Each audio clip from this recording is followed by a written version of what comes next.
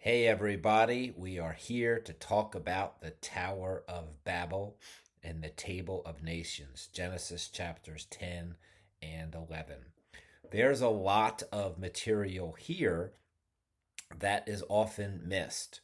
I know for a fact because I've missed it, and it's only when I've studied in detail that the Lord has revealed to me just the depth of information that He's given us. So we've got a lot to cover. Let's go. Genesis chapters 10 and 11, the Table of Nations, and the Tower of Babel. So, beginning in chapter 10, verse 1, we go through a series of genealogies, starting with Shem, Ham, and Japheth. And basically, the sons that each of them have are going to form the nations. I'm not going to read every name, but I'll give you the highlights. You can always pause it and read it if you would like yourself in detail. Um, Genesis chapter 10, verse 1. Now, this is the genealogy of the sons of Noah, Shem, Ham, and Japheth. And sons were born to them after the flood. The sons of Japheth were Gomer, Magog, Madai, Javan, Tubal, Meshech, and Tiras. The sons of Gomer were Ashkenaz, Riphath, Togarmah. The sons of Javan were Eliash, Tarshish, Kittim, and Dodan. From these, the coastland peoples of the Gentiles were separated into their lands, everyone according to his language, according to their families, into their nations. I have that highlighted because the text is going to give us a little information at times as to where they went, and it's also going to have this repeating theme that they're going to be in their lands according to their language, according to their families, according to their nations. So we're going to have nations formed by families with the same language in the same lands. The sons of Ham were Cush, Mizraim, Put, and Canaan. The sons of Cush were Seba, Havilah, Tabath, Rama, Sabachta, and the sons of Rama were Sheba and Dedan. Now here's where it gets important. Verse 8. Cush begot Nimrod. He began to be a mighty one on the earth. He was a mighty hunter before the Lord.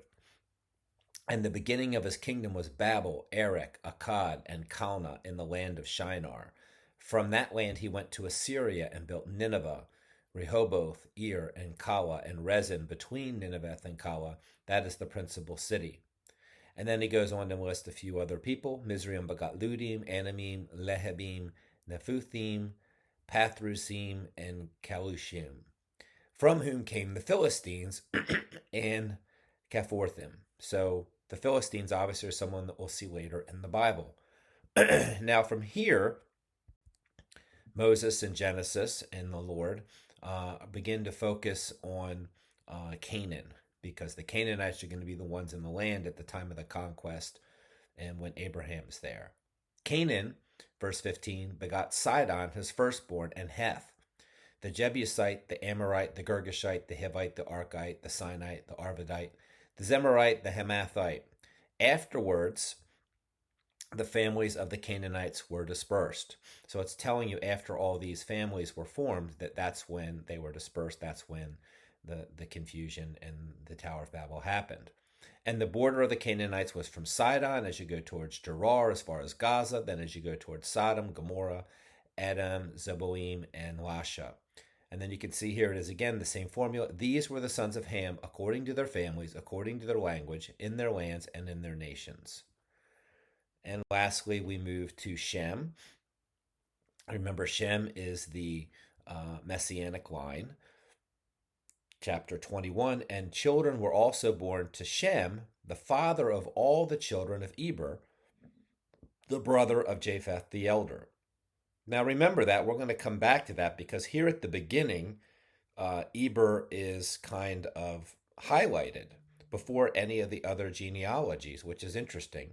As you're going to see, he comes a little bit later. The sons of Shem were Elam, Asher, Arphaxad, Lud, and Aram.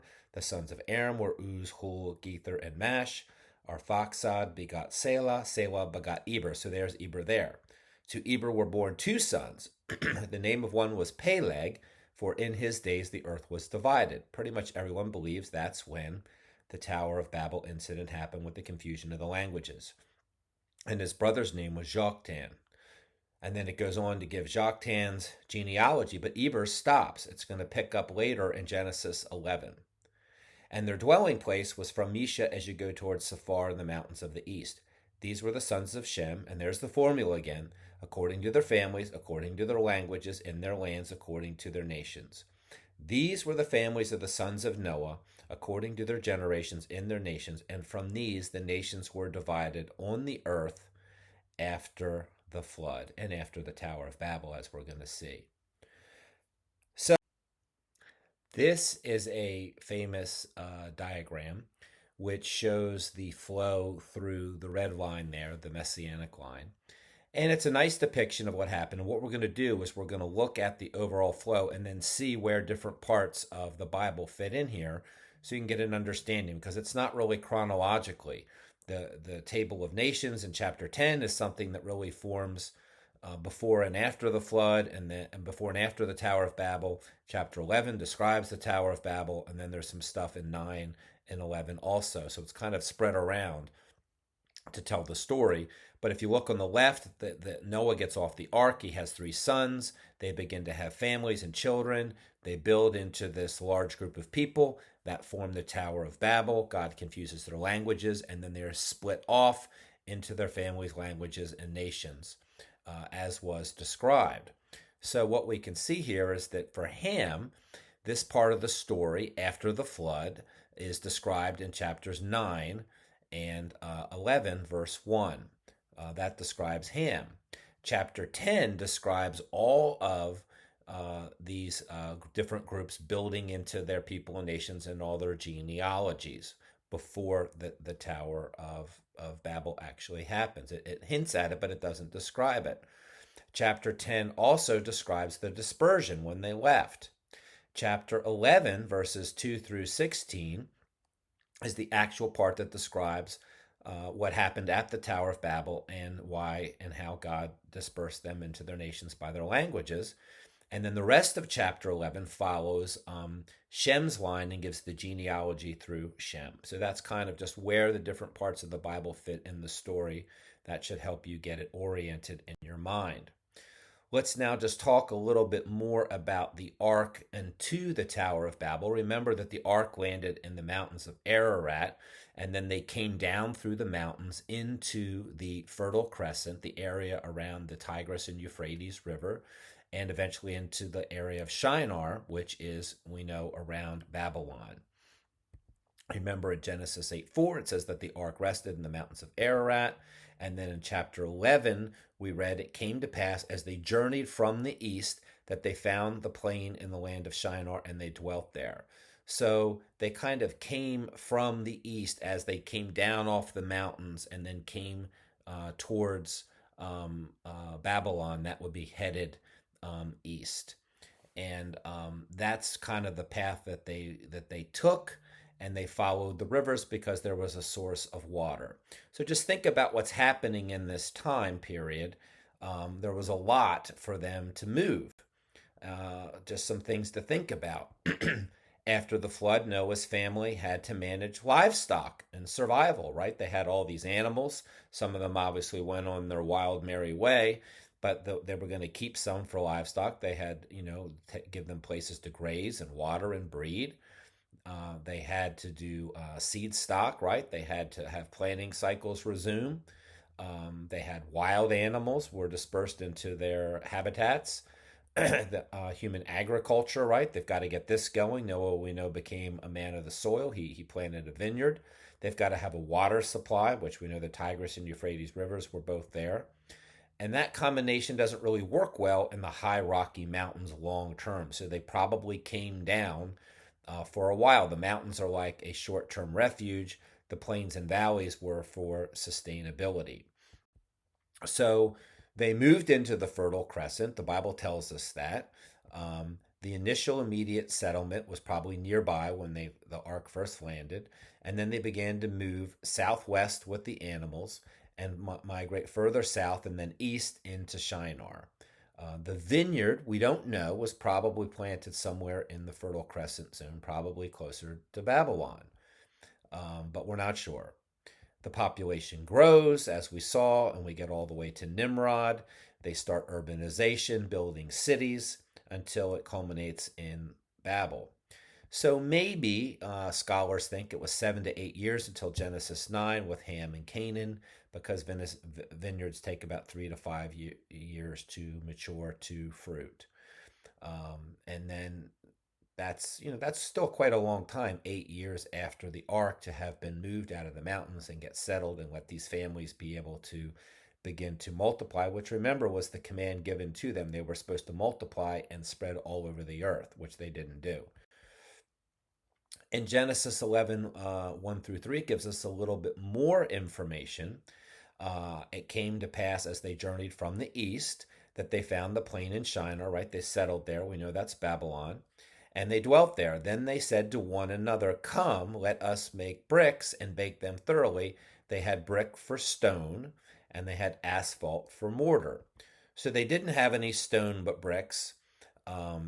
And they had a plain, and they had asphalt. All three, just so you know, fit in this region very well. Geographically and archaeologically, these are areas where there's not stone, but there's plenty of mud to make bricks, and there's asphalt there to help make the mortar. It says in verse 10, and the beginning of Nimrod's kingdom was Babel, Erech, Akkad, right, Calneh, in the land of Shinar. And we know that Babylon was right there because Daniel tells us to in verses 1 and 2 of chapter 1 of Daniel. It says, in the 3rd year of the reign of Jehoiakim, king of Judah, Nebuchadnezzar, king of Babylon, came to Jerusalem and besieged it. And the Lord gave Jehoiakim, king of Judah, into his hand with some of the articles of the house of God, which he carried into the land of Shinar to the house of his God. Now, that's the whole region around Babylon there, where he built some of the other cities, but it does pinpoint the location to that Babylon area, okay? So there you can see the ark, and then they're coming south, and they're headed into Babel until they begin to build their Tower of Babel, as we saw in the archaeology lecture. If you didn't watch that, you need to. It's a part of this series. That is at Babylon proper. That's been pretty well proven. Let's now talk about Nimrod's rebellion and the rebellion of the people, because it's a bigger deal than we realize. In Genesis 9:1, God had told them, it says, he blessed Noah and his sons and said to them, "Be fruitful and multiply and fill the earth." He told them to scatter and fill the earth. He told that to Noah and his wife, the 3 sons, and their wives. They all knew, they all heard it. So they form some family clans, they get settled, they increase in population in Shinar. They probably had planned to disperse later once the groups were large enough to provide safety and people to help. You're not going to do it right away and go off on your own. Wait till you've got a family of 30, 40, 50 people so you can help each other build, help each other get water, whatever. That's probably was their plan. But then what happened was it backfired, and the people decided to rebel. Because look what it says in Genesis 11:3 through 4. They said to one another, "Come, let us make bricks and bake them thoroughly."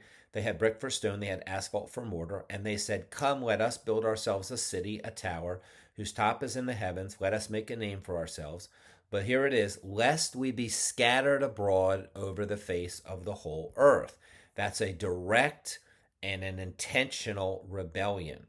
They never left, they never dispersed, and that city was Babel, with the Tower of Babel. And as we know, that was in Babylon. So this is something that they did knowingly, they did willingly, they defied the Lord and his command. And we don't know, but if Noah was a preacher of righteousness before the flood, I'm sure that him and Shem at least were probably preaching to the people, no, this is not what we're supposed to do. And we are supposed to fill the earth and spread it. So they were probably preaching against it, would be my guess.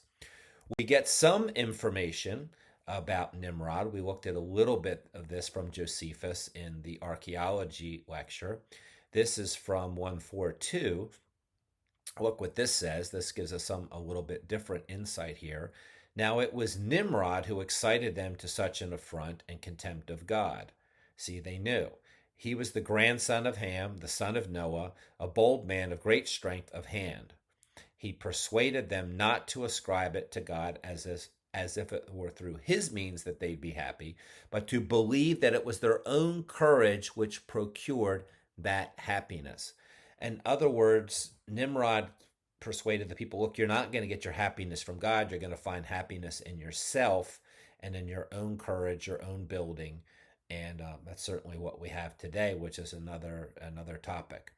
He also changed the government into tyranny, seeing no other way of turning men from the fear of God, but to bring them into a constant dependence upon his power. He also said he would be revenged on God if he should have a mind to drown the world again, for that he would build a tower too high for the waters to be able to reach, and that he would avenge himself on God for destroying their forefathers. So Nimrod was really a rebel, intentionally rebelling against God, getting other people with him, and even thinking he could build the tower so high that it wouldn't be a flood. Now, let's just delve into him a little bit more. This should be a good lesson in Bible study and in Bible reading, that there's a lot more in here that we often read right through if we're not careful. Look what it says here. The sons of Cush were Seba, Havilah, Sabta, Ramah, Sabdaktah, and the sons of Ramah were Sheba and Dedan. Then it says Cush begot Nimrod, right? And his kingdom was Babel. But what's interesting is Nimrod is not really listed as a son in the table of nations. Every other son in verse 7 is listed with siblings, producing descendants, peoples, and it fits the table of nations pattern. But Nimrod is not. He's not listed in the list of the sons of Cush. It just says Cush begot Nimrod. So there's a different emphasis being made here. We're not sure. Is it bastardization? Some people think, as we'll see, he was a first generation Nephilim, possibly. Nimrod is singled out. He receives the narrative expansion, right? He built Babel, which was first.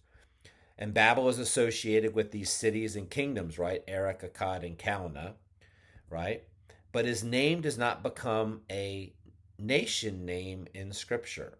He's only associated with building cities, which is interesting because there's no legacy other than the city in terms of family. It doesn't describe him becoming a nation, just someone who built cities. Let's look at him a little bit deeper. Here it is again. Cush begot Nimrod. He was the first on the earth to be a mighty man. That's all the chronological data we're given about his origin. Scripture doesn't tell us Nimrod's birth year, although we can guess it, as we'll see. His age at Babel, whether he was Cush's firstborn son or later, how many generations removed from Cush he might be. And the Hebrew grammar here in Cush begot really allows for a biological son, a later Cushite descendant, or him being kind of a founder figure representing a Cushite line group. So it does not mean that it had to be his biological son when you use the word begot. It could be someone further down. But we know that Nimrod was already an adult if he's going to be able to build Babel, right? He wasn't an infant, a toddler, or probably even a teenager to be that kind of tyrant, mighty ruler. He had to be of a certain age.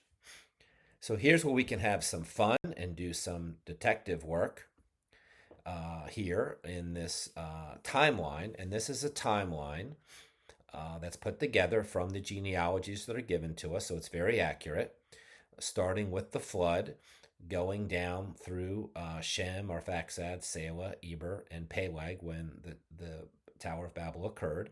We're pretty sure that the Tower of Babel occurred around 1758, for it says, in his days the earth was divided. So if in his days the earth was divided, that means the people were spreading into nations. The Tower of Babel probably occurred early in his life. So a safe general guess is 1758 after creation.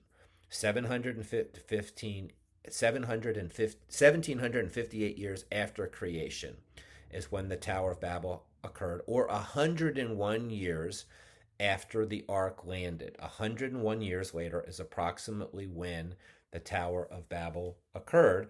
And we know if we look below that they were in Shinar probably pretty early on because they had to get out of the mountains into a fertile area where they could um, multiply.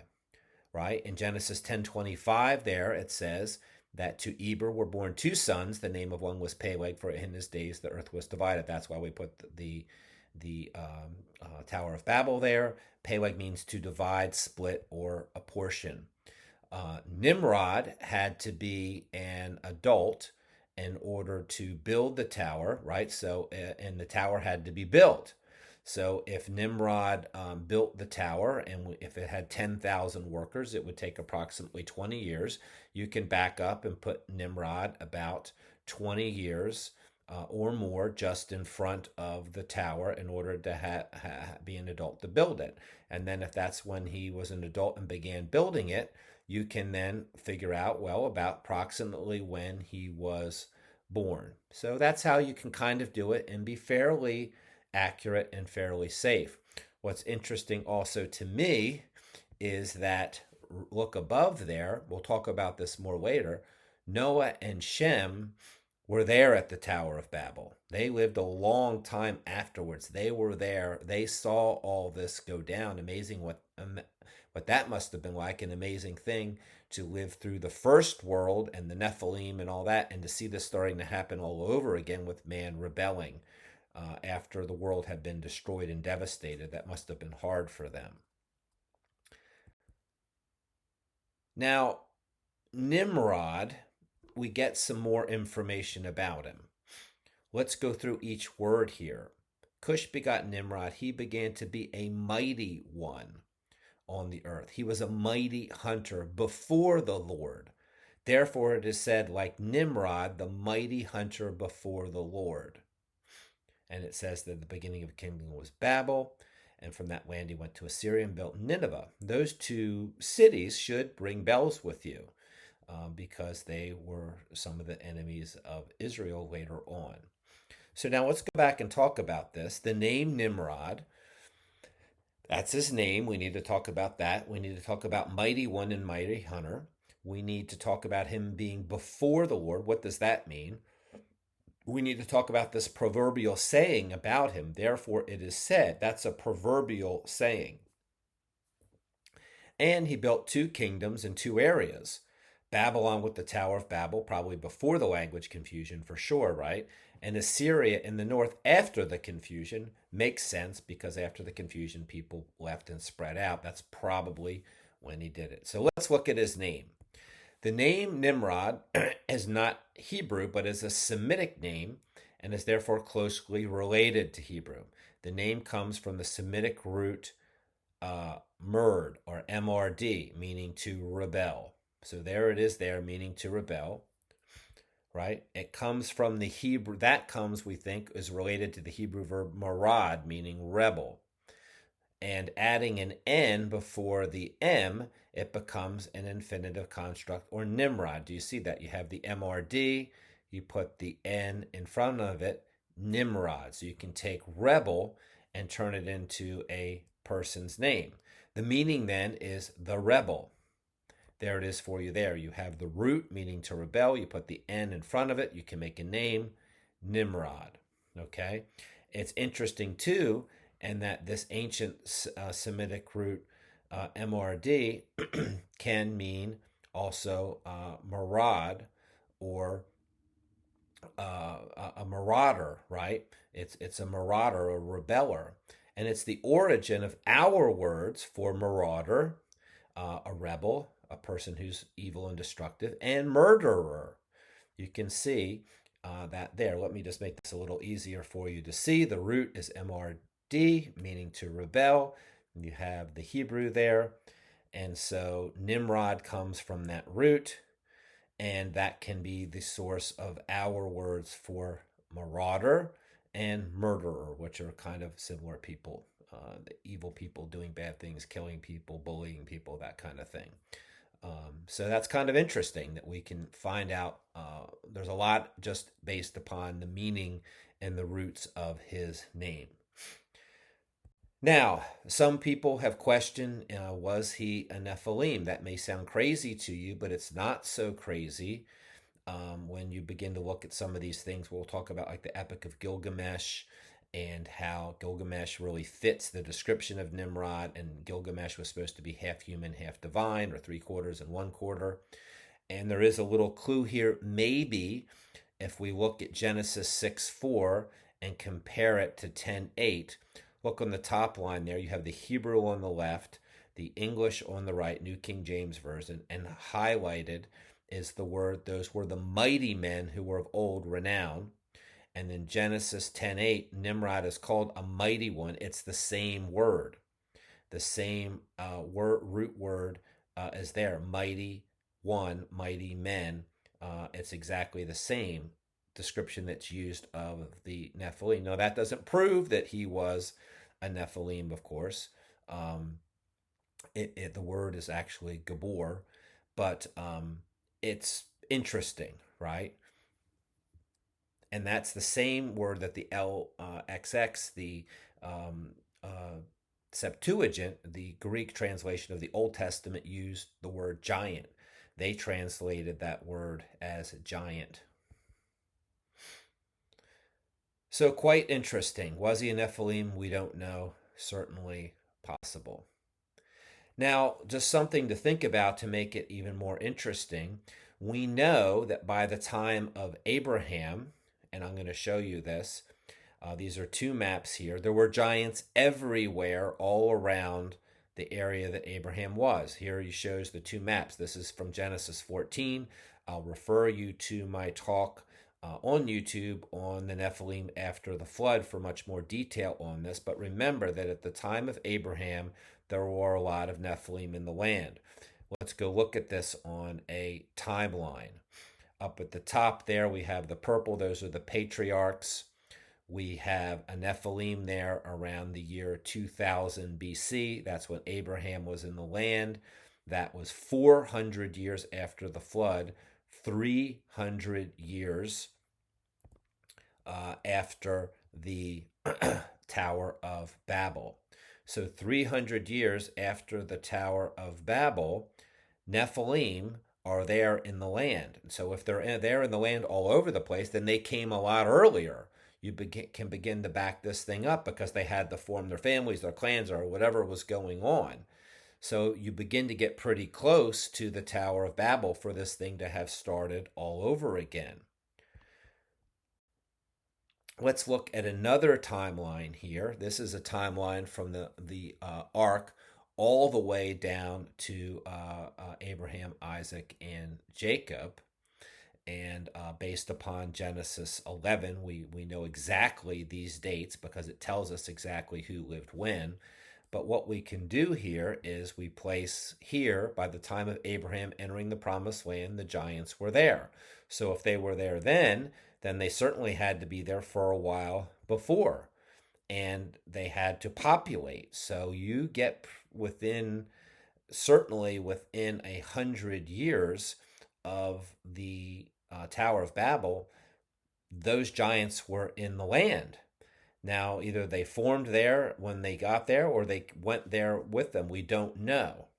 But it's really just interesting to think about, were they even possible at the Tower of Babel? It doesn't say that they were, but if Nimrod was one, and it's possible, there are clues that it's possible, then he was there at the Tower of Babel as a Nephilim. Let's talk a little bit more about him being a mighty hunter, right? We learned that this means let us revolt, or a rebel, or the rebel, right? And what's interesting here about him being the hunter, he's a rebel hunter. There's nothing that mentions animals that he supposedly hunted. The context has to do with the description of his character, his moral spirituality, and his culture. He was a mighty man, a mighty hunter in terms of men. He was like the Nephilim in Genesis 6:4 who hunted men. This is not talking about Nimrod's ability to hunt wild animals. He was not a hunter of animals. He was a hunter of men, a warrior. It was through his ability to fight and kill and rule ruthlessly that his kingdom of the Euphrates Valley city-states were consolidated. That's what it's trying to tell us here. That last statement there is from David Guzik, a famous Bible commentator at Calvary Chapel. Well, how about this other part there? We've talked about the mighty hunter. He's hunting men before the Lord. And then we have this proverbial saying, therefore it is said, like Nimrod, a mighty hunter before the Lord. Right? Before the Lord equals against the Lord or in the face of the Lord. That's what that really means. Before the Lord, think of it as in the face of. And remember that Moses was writing about 850 to 1,000 years after the Tower of Babel. This was a proverb used even in the time of Moses to describe the rebellion and evil dominance against God and man. 1 Chronicles 1:10 repeats this. Nimrod becomes a mighty one on the earth, it says. So that's a parallel tradition.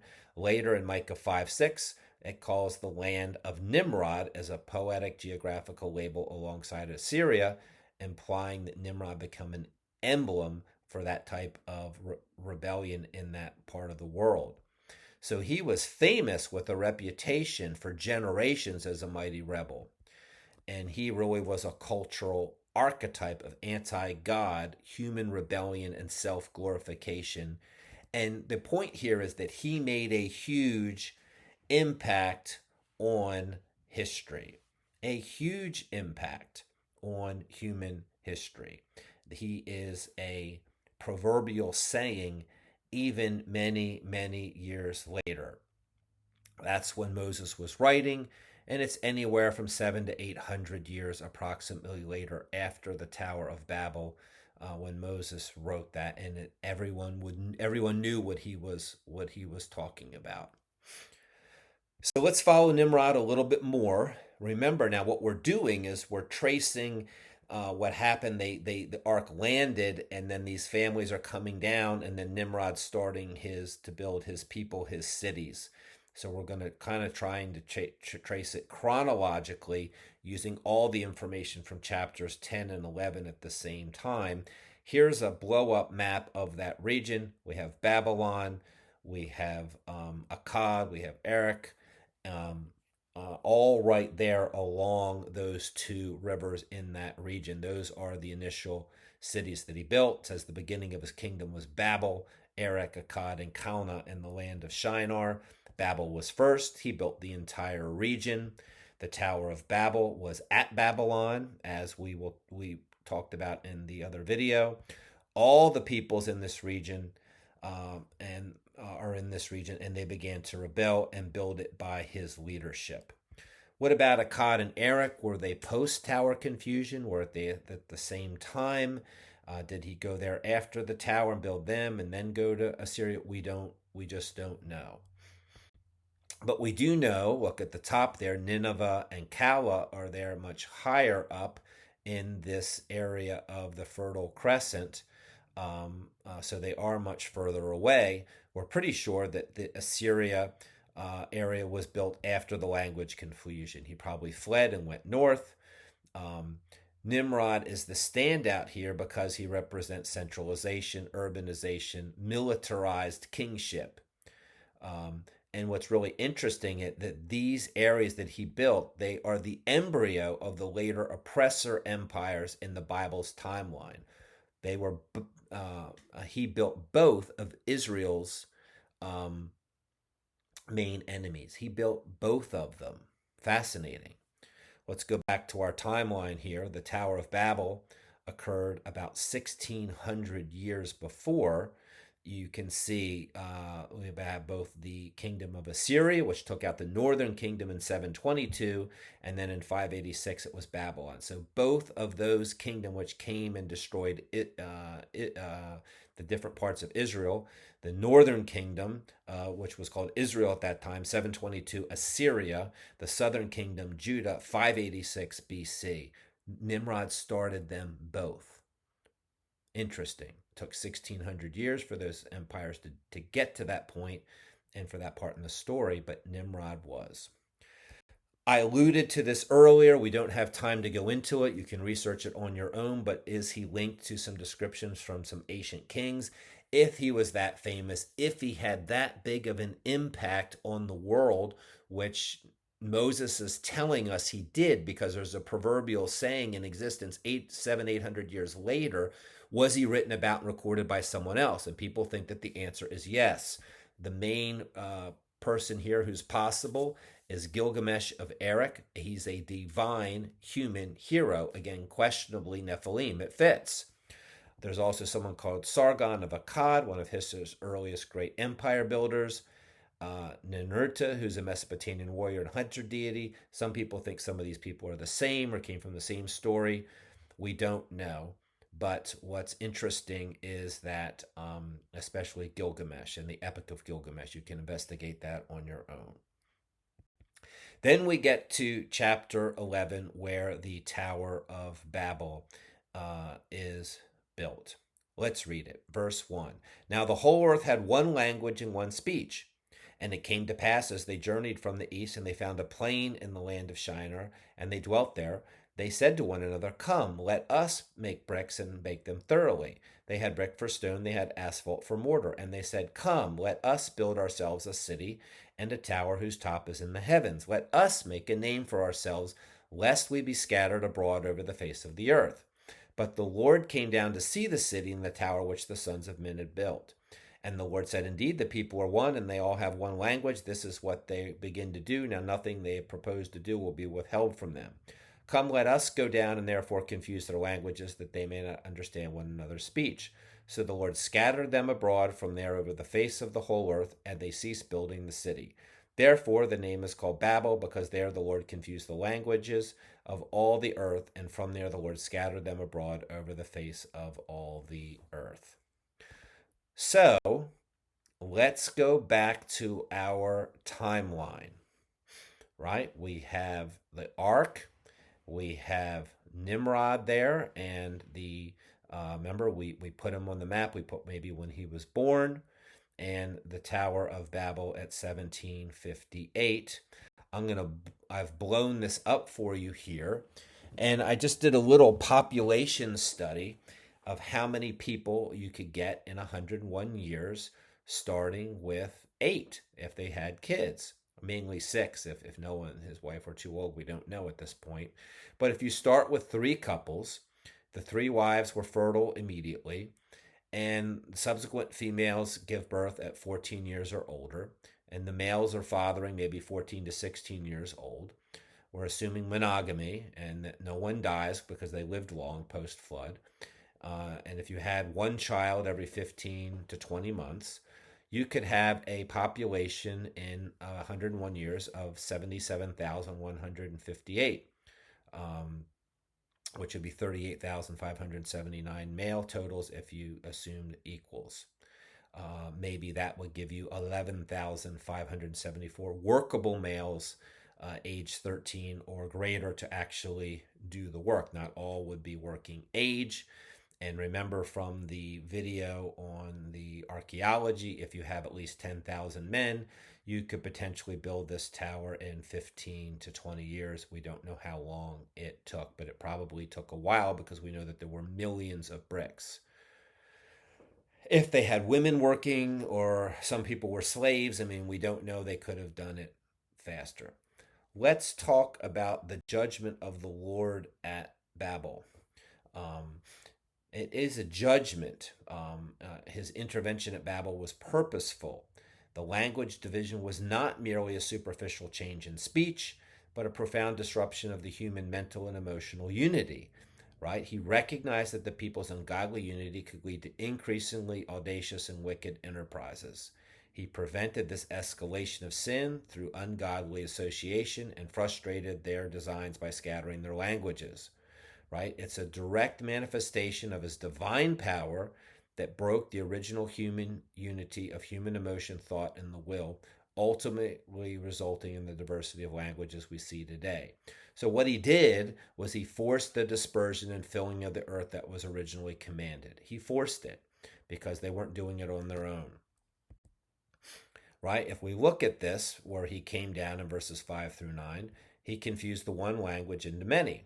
Now, where it gets interesting, and this is something people often don't think about, Hebrew was probably the original language. We're pretty certain of that. I've talked about that a little bit. Let me review that just a little bit. If we look at just something like the word Elohim for God that appears in Genesis all the way back, right? What's the evidence from linguistics? Well, remember that's what's the term used for in the beginning God. That's Elohim, right? In Genesis 11, the Bible describes a single original language that was confused by God. So therefore, if Hebrew or Proto-Hebrew is the language of Adam and Shem, then the term Elohim would be the primal revealed word for God, and other Semitic forms in that region would be corruptions or linguistic descendants of that word. And what's really interesting is that that's exactly what you find in the words of the Canaanites, the Akkads, and the Arabs. Here is a chart of that. You can see that root for il or el is in all of them, and it means that's their word for God, God's God, God, God. So that's pretty good evidence that Hebrew was the original language. So now what we can do is go back and kind of think that through. They're all speaking Hebrew. How did that play itself out? Maybe you've never thought of this, right? So in Genesis 10, the repeated formula is according to their families, according to their languages, in their lands, according to their nations. Remember, that was repeated 3 times. I showed you that, right? And the language is associated with the families and the lands, not with every named nation as unique linguistic isolate, right? So it leaves room, in other words, for regional language sharing. You could have a group of people in different families in the same area, and they're all speaking the same language, right? These people were distributed in the world, identifiable by their languages, organized into families, forming nations in certain lands. That's a Hebrew paraphrase of what Genesis was saying. That these people went out, they're distributed in the world, they're identifiable by their languages, which organized them into families, forming nations in certain lands, right? Only certain people are listed in Genesis 10 because it's not recording every ancestor. It's intentionally naming the founders of the clans and nations that mattered for the biblical story in the ancient world known to Israel. Some sons surely had children, but they didn't develop into important or distinct clans and nations. Some of those in the table of nations that did not get descendants listed are Magog, Madai, Tubal, Meshach, and Tiras. From Ham, it's Put, and from Shem, Elam, Asher, and Lud. These are people who they're not listed as having any sons. It doesn't mean that they didn't have any sons, that just those sons didn't develop into identifiable nations. So if Hebrew remained, then other new languages were formed, right? So if Hebrew is the original language, it remained. Those in the line of Shem that were in the line of Jesus would keep the Hebrew language, and maybe some others in his family, because there's all these relatives of Shem we don't know. Well, how many languages could there be? Modern linguistics trace all known languages to 25 or 30 root languages that have no commonality. So, in other words, modern linguistics, not even thinking about the Tower of Babel, have looked at all these languages and said, well, gosh, some of these are so darn different that there's no way that one came from another, that they think that there's about 25 to 30 root languages, okay? And if we look at something like the people in Canaan, right, it's a small area with the Sidonians, the Hittites, there's all these people there. Most scholars assume, like even someone in there, that they probably had one language for that whole land of Canaan. It's not that big of an area. It's like the size of the state of Delaware or modern Israel. But what gets interesting, if we take the table of nations, and here's a famous map of it, and we look at where all the different people went based upon the descriptions in chapter 10, there they are placed on the map. It's color coded by Ham in green, Shem in yellow, and Japheth in red. And you can see the little names in different parts of the world where we think that they went based upon the clues that we have. And what I did was I put ones in all the different areas where they were separated out. I actually gave the area around Canaan 3, thinking that maybe there's the north and the southern region. Maybe there was some different differences there. Now I'm guessing, but if I do that, I get about 31, which is close to what modern scholars had said. So here, basically, what this is telling us is that since the Table of Nations says that they were sent out by their people, by their languages, if we compare the map and put a language for each person, each region, it's very close to what modern scholars who are linguists have said is the origin, how many original languages they were. And that fits perfectly with the idea that the Tower of Babel is true, because they're saying that, hey, we don't know where these languages came from. We're tracing them back to 25 or 30, and they're all so different that they didn't come from one language. Ha ha. Tower of Babel perfectly explains it. And the map of the Table of Nations, if you do a general organization like I did, fits perfectly. Let's zoom in here now. And here we have right? There's where Abraham was. He went there and his family after the Tower of Babel. There we have Hebrew. You can look up there at so there's the Hebrew language right in And then we have the Akkadian language up there around Akkad. That's where that word comes from. There's the person Akkad, built the city of Akkad. And there is the Akkadian language. That's in the region of Assyria and that region. And then over there more to the west in the area of Aram, we have Aramaic. So it makes sense that some of these languages came from these areas. And that's exactly what we find is the Akkadian language there. The Aramaic language was there. And of course, Abraham and his family left. Certainly the other languages, probably some of them were the origins of, of some of the other Middle Eastern languages like Arabic and such were probably from some of these other founders. If we look at the genealogy of Shem, there's Shem. He's got the Hebrew. He passes that down. That's going to stick there with Peleg. There's the division of the languages. It goes down through Terah to Abraham. And then we have, you can see over there by Elam, we have the Akkadian, and then Aram, the Aramaic, through his descendants that came later on once the Tower of Babel event occurred. They would be through their relatives that went to those regions.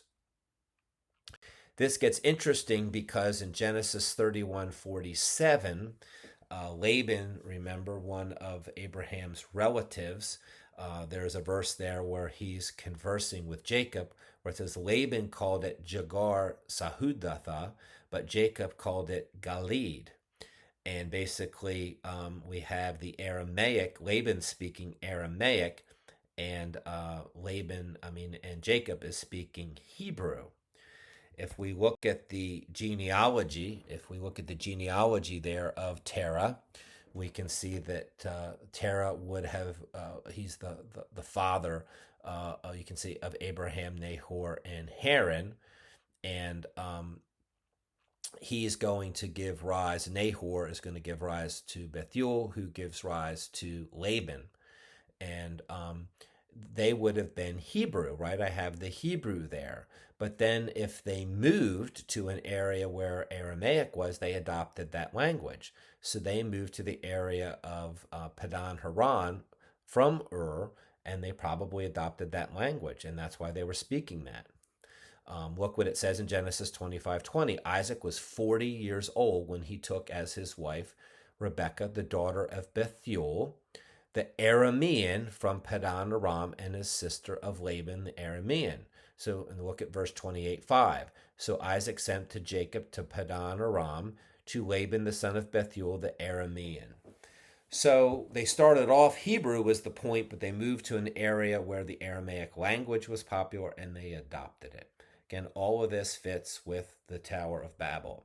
You have Aramaic in that region there where Laban and his family moved to.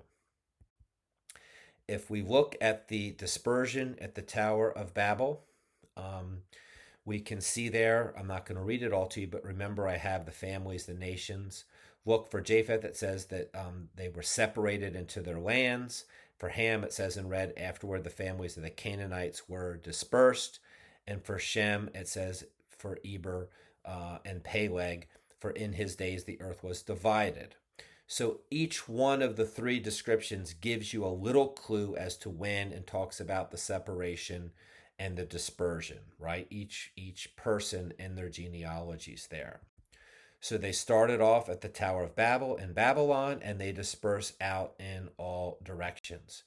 If we do a little family tree and follow the clues, we think that for Japheth, the Tower of Babel occurred around Dodan, who was someone who became Rhodes. If we look for Ham, remember it occurred over there on the right once all the sons of Canaan were kind of developed. That's when the division occurred. And then for Shem, it seems like for sure it was Peleg, because that's the clue that the Bible gives us, that in his days they were divided. Now here's the Tower of Babel in the land of Shinar there. And then what we've done is put this superimposed upon the table of nations and the data that we have, putting it on the map. So the people went out and filled all of these regions, right? And they did it into their languages, their families, their nations, and their land, as we talked about. Remember that Canaan is the one who's going to be of interest. And look at the bottom there. That's where it says in his genealogy, right? Canaan begot Sidon, his firstborn, Heth, Jebusite, Amorite, Girgashite, Hivite. Look above to Deuteronomy 7:1. Remember, this is several hundred years later when the conquest is occurring, right? The same groups are there from the descendants of Canaan. You have them highlighted for you, color-coded for you. The Hittites came from Heth, the Girgashites, the Jebusites, the Amorites. Remember, Amorites are giants, and the Hivites. So one other clue there about the giants, right? It says that Canaan begot Sidon, his firstborn, Heth, the Jebusite, and the Amorite. So the Amorites, we know, were a giant clan for sure. If that within his fourth son, the giants could have begun to come that early, as we looked at earlier. So just another little clue there again, that Canaan gave birth to the Amorites. What happened with that and his wives, we don't know. Here's a nice little family tree. Remember that Ham and Noah's wife had Canaan. Ham had the other sons through another wife, that Nimrod came from Cush. And then we have all the sons of Canaan there who will go into the land of Canaan. But don't forget the origin of Canaan and maybe why this was happening that way. If we look a little bit more at the Canaanites, because remember they form such an important part of the Bible story, in Genesis 15, remember when the Lord made the covenant with Abraham, he tells him there, look in verse 16, but in the fourth generation they shall return here, for the iniquity of the Amorites is not yet complete, right? So God's telling Abraham hundreds of years before the conquest that you're going to go come back to this land. They'll return because the iniquity of the Amorites, a descendant of Cain, one of the Canaanites, is not yet complete. And remember that the Amorites were also one of the giant clans. And then in Deuteronomy, he tells them to go in and destroy all these people, all these cities who were related to Canaan, the Hittite, the Amorite, the Canaanite, the Perizzite, the Jebusite. So it's just kind of interesting to see how Canaan and his invasion in the land flowed through. Here's a little table that you can study on your own, but it just shows you some of the other nations in the land that will be there from Israel. Remember, they all came there from the dispersion at Babel. That's why we're looking at this, is that's how they got there. They got there when they traveled from the Tower of Babel. Their families were established and they came. But some of these groups occur later. Look over here in the next slide. There's all the Canaanites in the land. We'll look to the right on the east side of the Jordan. You have the Ammonites from Lot, the Moabites from Lot, and the Edomites from Esau. right? The Ammonites, the Moabites, the Edomites, but they populated the land on the east 350 to 400 years after the Canaanites on the west. Those groups that were there came from Abraham and his descendants. They didn't come till a long time after Canaan had been in the land. Let's look at a few more interesting facts here. If we look at the table of nations, there are, and this is all of them, there are 70 listed, if you count them. 70, exactly. Okay, and it tells you that. Now, what's interesting is, again, remember the people in red are people who are not listed as having offspring. Those are circled there for you, and those were ones, remember, that did not have sons that developed into an identifiable nation, but they probably had kids. So if we do the math here, we have 14, 30, and 26. 14 for Japheth, 30 for Ham, 26 for Shem, a total of 70. What's really interesting about that is that Genesis 46:27 says, "And the sons of Joseph who were born to him in Egypt were two persons, all the persons of the house of Jacob." Remember, Jacob is Israel. Jacob, his name is Israel, who went to Egypt were 70. So there were 70 nations that were dispersed, and there were 70 of Jacob's family that went into Egypt when Israel, the nation, went into Egypt.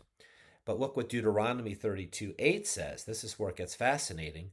When the Most High divided their inheritance to the nations, that's the table of nations that we've been studying. When he did that division, when he dispersed them into those lands according to the map that I've showed you, when he separated the sons of Adam, he set the boundaries of the peoples according to the number of the children of Israel. This is really kind of cool because what he's saying is, let me just show you this on a map. Here's our timeline, right? There's 450 years between the Tower of Babel and the sons of Jacob going into Israel, approximately. There were 70 nations dispersed from Babel, and there were 70 people who went into Egypt from the family of Jacob. So we have 70 nations and 70 Israelites, and Deuteronomy is telling us God did that on purpose. He did the nations according to the number of the children of Israel, because Israel, remember, is going to bring the Messiah for the whole world. The number of nations corresponds to the number of the sons of Israel, showing, what this is showing us is the central position of Israel among the peoples on the earth. The number 70 correspondence between the two shows us that what the nations are not random. Israel is not random, and history is deliberately structured by God down to the details. The numbers are exactly the same. And think about it, this fits the Abrahamic covenant perfectly. In 12:3 it says, "In you all the families of the earth shall be blessed." This is coming, remember, just in the next chapter, chapter 12. God divided the world into 70 nations. God formed 70 descendants of Jacob. Israel was meant to become the instrument through which those nations are going to be blessed.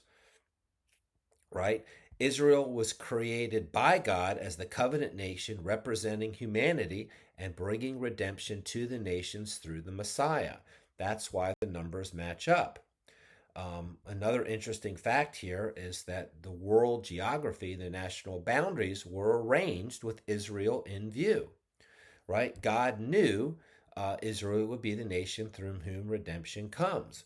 When he dispersed humanity at Babel, he arranged the nation so that Israel would exist in the center of the world stage. This explains why Israel sits between Africa, Asia, and Europe at the crossroads of the major trade routes, in a place where the knowledge of God could spread outward equally in all directions. Commentators often point this out. You've got Egypt to the south, you've got Mesopotamia to the east, Anatolia, or Turkey area to the north, and the Mediterranean and the seas to the west. Israel is literally in the middle of the ancient world. What does this mean? That God structured the world so that the nation that would produce the Messiah sat at the center of human history and communication routes. Here's a map showing that. It's the table of nations there in red. The area of Canaan is the area of Israel, and you can see it's kind of dead center. Dead center of all that dispersion, isn't it? That's what Deuteronomy is trying to say, that God orchestrated it that way on purpose. There's a little bit of a theme of the number 70, which is a little interesting. We can't get into details here, but let me just show you briefly the nations of the world. 70. Jacob's family entering Egypt. 70. The elders of Israel in Exodus 24, Numbers 11. 70. Sanhedrin members. 70. Disciples sent out by Jesus to reach all nations in Luke 10. 70. Right? So you have the 12 tribes of Israel, you have 70 elders there, leadership of Israel, 70 disciples are the mission to the nations, right? So Luke 10 is sending out 70 disciples made deliberately echo the Genesis 10's 70 nations. He's sending out one for each nation, 70 of them, right? When he sends out 70. Maybe, we don't know. It is pretty interesting. So just to summarize this big theological meaning behind number 70, God controls world history. Nations and borders are not accidental. Israel sits at the center of God's plan. The whole world is organized around his redemptive program. The nations ultimately exist to be blessed through Israel, right? Genesis 12:3, in you all the families of the earth shall be blessed. And God kept Israel as his inheritance. All nations belong to him, but Israel was uniquely his covenant people. We're almost done. Hang in there. 10 more slides. I'm going to show you some really interesting stuff. It's not scripture, but it is in the Jewish literature. There is some suggestion that Canaan took the promised land unlawfully. And that's why it had to be reclaimed by Israel and Joshua to begin with. You can pause this and read this. This is in Jubilees, a book of the Jewish apocrypha there, between the Old and New Testament writings, book 10, verses 27 through 34. And what it basically talks about is that Canaan went to a land that was not his. Let me read some of it for you. In the 4th week, in the 1st year, in the beginning thereof, in the 4th and 30th Jubilee, they were dispersed from the land of Shinar. That's exactly what we're talking about, right? They're dispersed out into their lands. And Ham and his sons went into the land which he was to occupy, which he acquired as his portion in the land of the south. The story also says that Noah is the one who told them where to go, and God told Noah. Canaan saw the land of Lebanon to the river of Egypt, that it was very good, and he went not into the land of his inheritance to the west, that is, to the sea he dwelt in. And Ham, his father, and Cush and Mizraim, his brother, said to him, Thou hast settled in a land which is not thine, which did not fall to us by lot. Do not do so, for if thou do, thou and thy sons will fall into the land, be accursed through sedition. For by sedition you have settled, and by sedition thy children will fall. They shall be rooted out forever. Dwell not in the dwelling of Shem, for to Shem and to his sons did it come by their lot. So Jubilees is suggesting the land was originally for Shem, and Canaan went in there on purpose. That would fit the devil's motive, right? Let's block anything in the promised land. We're going to put giants there. We're going to try and settle the land there. Is it true? We don't know, but it's possible. Jubilees 8 talks about, look down there in verse 21, Noah knew that a blessed portion and a blessing had come to Shem and his sons unto the generations forever, of the whole land of Eden, and the whole land of the Red Sea, and the whole land of the east and India, and on the Red Sea, and on the mountains thereof, and all the land of Bashan, and all the land of Lebanon, and the islands of Kaphar, and all the mountains of Sinir and Ammana, and the mountains of Asher, and all the land of Elam, Asher, and Babel, and Susan, and Mordecai, and all the mountains of Ararat, and all the regions beyond the sea, which is beyond the mountains of Asher towards the north, a blessed, spacious land. All that it is very good. So this portion basically fits with everything we know from Scripture and on that table of nations map, except that the land of Canaan was supposed to be Shem's, not Ham's, is what this is saying. Jubilees 9 talks about that Noah divided the land up amongst his sons, and that he warns them to stay in their lands. So just in summary, Canaan is also in Africa, right? And which is maybe where he was supposed to be. He wasn't supposed to be that little bit up there in the promised land. We don't know. But what Jubilees basically summarized in saying is that, who was allotted the promised land? Shem, that's in Jubilees 8. Did Canaan know this? Yes, Jubilees 10. Was taking the land forbidden? Yes, Jubilees 9. Did Canaan settle there anyway? Yes, Jubilees 10. And why is it called Canaan later? Because he settled there illegally, again, spoken of in Jubilees 10. So interesting to think about. I just tell you guys for interest. I'm not saying it's true. It's not in Scripture, but it does certainly fit the pattern, doesn't it? One last thing, which is even crazier, and this is in Jubilees 8. And you can pause and read the whole thing there for you, but basically, the story is saying that Canaan heard about Mount Hermon and the Watchers, and that Mount Hermon is in that promised part of the land that was supposed to go to Shem. That's why he took it, and that he went there and basically heard about it, wrote it down, and then he may have gone and got everything started again with the Nephilim and calling the angels down. Because remember, in the book of in the ancient book of Enoch, it says that Mount Hermon is where the initial incursion occurred. So, again, not scripture, but really interesting to think about. Something happened to bring those Nephilim back into the land, and for the angels to do it again. This story fits and makes sense, but we don't know. Let's go back and quickly look at the nations from Noah through Shem. Remember, we talked about at the beginning, this Eber is pointed out. Why is Eber singled out? Look there in the verse 21, and the children were born to Shem, the father of all the children of Eber. He's kind of, before he talks about anyone else, he's saying that, hey, he's the father of all the children of Eber. And then Eber's mentioned again. And then it says to Eber were born two sons, Peleg and Joktan, right? And then in chapter 11, verses 10 through 26, which gives the genealogy, Eber is mentioned again. And that's where it says that he begot Peleg, and Eber lived 430 years. So Eber is really kind of highlighted here a little bit.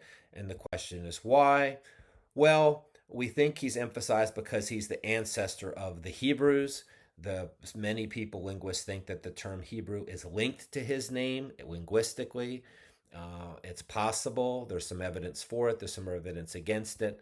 His name, therefore, would have become a broader ancestral label for the Hebrew people, not just one man. He's emphasized because he's the key branching point within Shem's line, right? It notes that he had two sons, Peleg and Joktan. Peleg's the one who's going to be the Messiah, the messianic line of Jesus. He's kind of the fork in the road, Eber, between Joktan and Peleg. Peleg's going to be leading to Abraham. So he's kind of marking out, maybe in this genealogy, the Hebrew Aramaic line in advance, is why he is highlighted there. This is all of chapter 11. I'm going to give you this diagram. It's on the internet for anyone who wants it, showing all the different genealogies from Noah, Shem, all the way down to Abraham, Isaac, and we can put Jacob on there. And what's really fascinating is to look and see who knew who. Like I've already shown you that Noah and Shem were there at the Tower of Babel. If you look at the first dotted line, Noah could have definitely known Terah, and may have died in the year that Abraham was born or close to it. We don't know. And look at Shem there living way out. He could have known not only Abraham, but Isaac. So really fascinating to think about. These people were all related. But we know that Abraham left the promised land. So he may not have known, he certainly didn't know him that far, but he could have looked back. He lived 175 years before he left the promised land. He certainly could have known Shem and all his ancestors then. Here's a map where Ur is in relation to Babylon. So after the flood, Shem has this whole area in yellow. Abraham and his clan went down into Ur.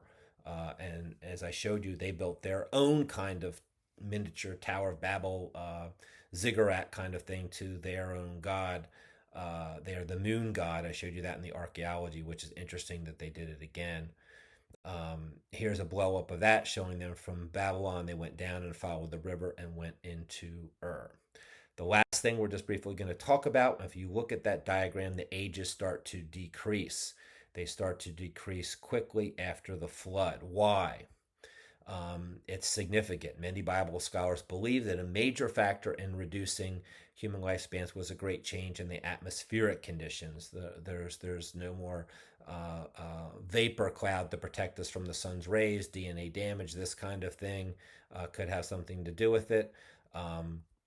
The decline in ages was gradual, but it's noticeable. Like Shem lived 600 years, following generations 4, 2, until people like Jacob and Joseph only living 110 years, 147 for Jacob. But the decline also occurred in the context of human spiritual degradation after the flood, after God's judgment. Humans continued to display self-will and pride, which was exemplified in the building of the Tower of Babel. Following this event, people were dispersed and began forming distinct nations, often turning to idolatry. Does the spiritual decline and the evil with that decrease our lifespan? It's possible. We don't know.